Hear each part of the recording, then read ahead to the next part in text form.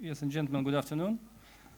It's my pleasure to present IRC on a conference. It's second year in a row we are presented here, and today the presentation we called as a beneficiary of Belt and Road Initiative and an iron ore which IRC is producing as a key ingredient of this.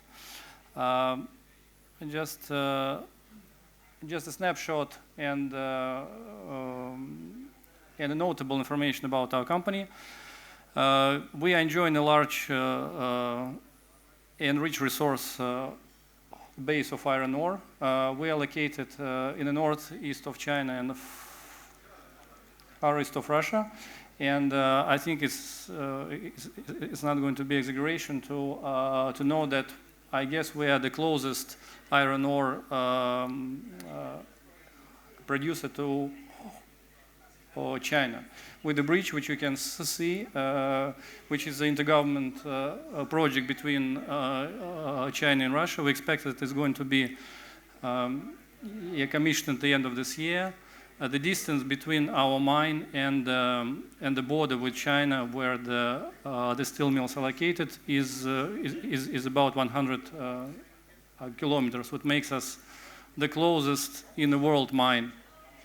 I think notable is also that we are in production already. So our KNS mine, flagship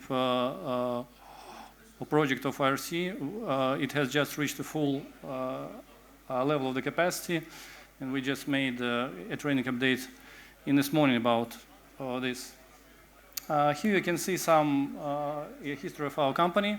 I think it's worth to know that we are not a junior or miner. We have about 15 years of history, and for the last 9 years we are listed here in Hong Kong. Here you see some information about geography of our project, and as I mentioned already, we believe that the geography is the key advantage of IRC. So our flagship project, KNS mine, is located basically right on the border between far east of Russia and the northeast of China, and we have also the pipeline of other projects, including the Greenfield project, which are quite rich in iron ore, and also we have a vanadium project which is operational and located in the northeast of China. And as I mentioned already, we believe that our main advantage is that at the time of the delivery of the product to the customers in China is less than a week. Although I would like to speak a bit about the situation in the industry. Yes, a few years ago, I remember I was on another conference here. It was Mines and Money conference, and the main tagline on the conference at that moment of time, yes, it was "Mines without money." And I remember that the overall outlook on the mining projects in general, in particular iron ore project, was very negative. And I also remember that I see that tomorrow or morning, Mr. Warren Gilman will be speaking here on the conference as well. And I remember he mentioned that the biggest issue of the project was the excessive amount of capital. So it was a few years ago. So we can know that definitely it's not the problem. It's not the problem at the moment, and it's the opposite. And on the basis of some information of the analysts, the view that is that with the Belt and Road Initiative, which is probably the largest consumer of the commodities in the future, it's probable that there will be a significant gap between the capacity of what the projects which currently operational can produce and the demand. the reason of that you can see in the numbers which we listed here. It's a huge amount of the investments in the different infrastructure projects across the world. And also remember, I was speaking on a conference with the colleagues of mine, in particular on a panel about Belt and Road Initiative. And as I mentioned, everybody was quite negative about iron ore, about the commodities. And the view which I expressed was that if the Belt and Road Initiative is not merely a concept, but is going to be implemented, it might be the reason of the revival in the industry, in particular in the industry of iron ore. And it turned out that it was right view. And the history of the past a few years, it shows that the prices on the commodities, in particular iron ore, which we are producing, has recovered. So why I'm talking about this is that we are sitting right on the path of the Belt and Road Initiative. So one of the corridors, so-called Eastern Economic Belt, which you can see here in yellow, and we are basically at the door step of this.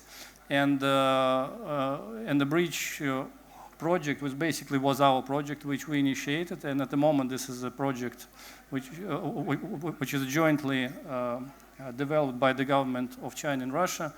It's basically the project which benefits our company as the most, because it's just 100 kilometers of our mine. So why we believe that we are going to benefit of that? Because we are a producer of iron ore, of high-grade iron ore. So as I mentioned already, I think the most important is that we are in production already. We are not a greenfield project. We just reached full level of capacity, and we are producing around 3 million tons of high-grade iron ore. With the resources which allows life of mine of more than 20 years and the excellent infrastructure, we believe that we have a big upside in the future.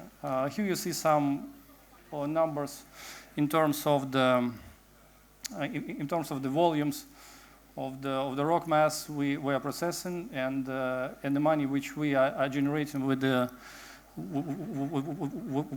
current level of the costs.